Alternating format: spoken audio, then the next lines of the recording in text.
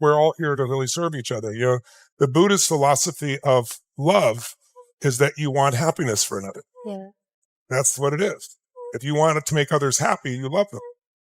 And what's so ironic is we all work here to support everybody being happy. Now, happy doesn't mean every moment. There might be some pain to get to the happiness on the other side, but lasting happiness, fulfillment, that kind of experience that comes from deep personal relationships. You only get deep personal relationships by going through stuff together. And some of us have been together here 8, 7, 6, 5 years. Some of you have been here 3 or 2. Some of you are brand new. But I think what you're going to find here is just amazing human beings who, when I first put this together, my biggest concern, I did it to raise money originally just for the foundation. And I was like, okay, well, I'll go do this because I can only coach so many people. I charge $1 million to coach people, and I had 7 of them. When someone pays you $1 million to coach them, they expect a lot. And there's only so many hours in the day and all the other things I was doing. And I was like, well, then we could coach each other. And it's kind of a model of what I experienced with this group of men that I've been a part of called the Scorpions. We gave ourselves a name, had our Scorpion. But we started going on all these trips, and I started realizing that I go to these trips, and what's going on with these guys was so important, but I was so busy in the beginning, the economics, they were all 20 years my senior, multi-billionaires, most of them. I wasn't even close to that class. But I got the chance to go on these trips. And at one point I was like, oh, do I go? Do I not go? And one day I finally said, no, I go on every trip. Because I don't know what's going to hit me, but every single trip, there's one conversation that made the trip worth everything, or one insight, or one strategy that someone shared with me.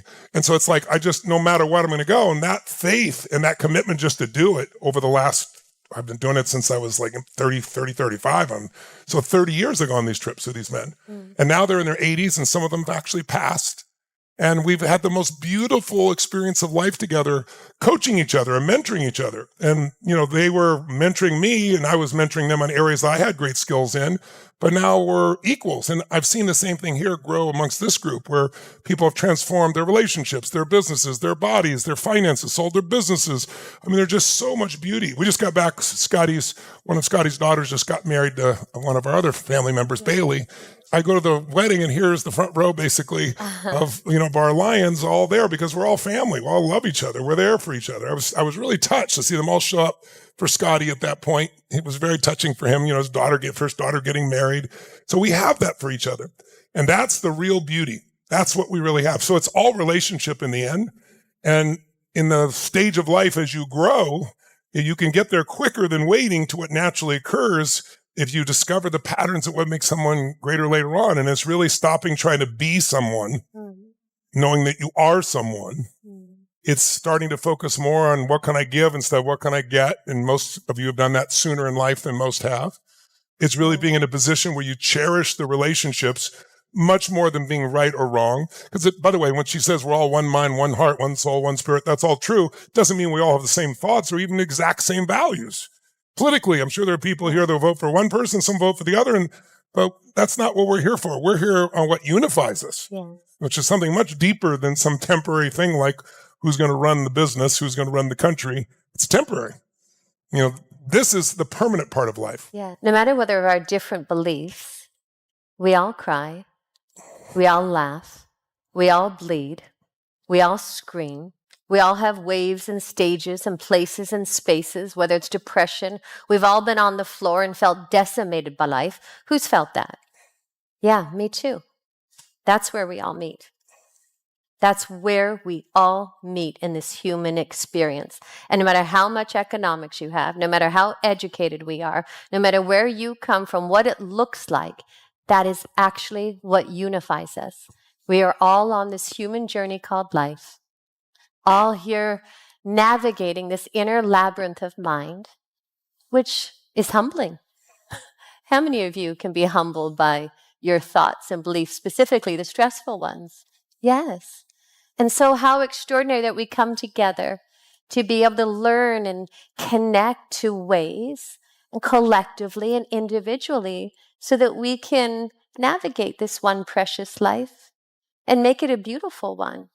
I mean, really, it should be the education that we get in schools and universities, but for some reason that got opted out. So here we are, finding our way many years later, finding a kinder way. So we honor you. It's extraordinary, through COVID and everything that has transpired on the world stage over these last probably 5-6 years, coming here has been even a greater gift for us. We look forward to it. There's such a pull and a hunger to meet other individuals and to not only meet them, to join you in that space, to want to be, to have a hunger inside to uproot what's false, to connect to what's true, to connect to what unifies us, and to fall in love in the process. It's simply, it's so beautiful and so precious. And there's nothing else that would keep us away from our daughter for 13 days or 12 days of our life. And yet she's having the time of her life. And we get to share this world and these understandings, or not even share, because know that when we leave here, it isn't about taking these understandings home and teaching somebody. It's about being them. It's about offering the state of being, our love, our radiance, our acceptance, our allowance, and our total and absolute embrace, externally and internally. Because part of how happiness really expands and grows is the recognition that life, there's a totality to it. There's life and there's death. And none of us can avoid death if we're here knowing life. True? That's the end result. And it's a gift, because as it gets closer, it wakes us up. How many of you have had a health challenge or something that has awoken you? Yes. And when you navigate that, it's like, wow. And that's what this event, this moment, this week is about, waking up to the miracle. This life that's breathing us, that's where we all join. That's where we all truly connect.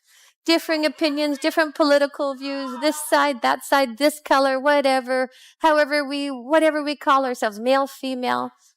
But really, that's where we all meet. That's where we all join. That's where we all fall in love. So we see you. Thank you, Tony Robbins.